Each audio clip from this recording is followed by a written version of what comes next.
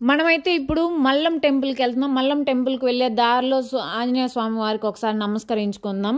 తిరుపతి జిల్లా చిట్టమూరు మండలానికి చెందిన మల్లం టెంపుల్‌కి అయితే మనం వెళ్తున్నాం. మల్లం టెంపుల్ వచ్చి పాండే భూపతి రాజు గారు క్రీస్తు శకం 6వ శతాబ్దంలో అడవికి వేటకు వస్తుంటే అక్కడ ఎదురు బొంగులు చూసి పల్లకి చేయించుకోవాలనుకొని బట్టలు పంపించారు. ఆ ఎదురు బొంగులు నరికే సమయంలో సుబ్రహ్మణ్య స్వామి వారి విగ్రహానికి తగిలి బ్లడ్ వచ్చింది. సో ఆయన పాండే భూపతి రాజు గారి కల్లో కనిపించి నా విగ్రహానికి గుడి కట్టించమని చెప్పారు. సో ఆయన 613వ సంవత్సరంలో టెంపుల్ కట్టించాడు. ఇక్కడ మల్లాసుర రాక్షసుని సుబ్రహ్మణ్య స్వామి వారు వధించి ఇక్కడ విగ్రహంగా ఉన్నారు కాబట్టి ఆ చరిత్ర మేరకు సో మల్లం టెంపుల్గా ప్రసిద్ధి వచ్చింది. మల్లాసుర రాక్షసుని చంపేటప్పుడు చివరి క్షణాల్లో స్వామి నా చావుకు ఒక అర్థం ఉండాలి అని కోరుకున్నారు కాబట్టి ఆ టెంపుల్కి మల్లం టెంపుల్ అని పేరు వచ్చింది.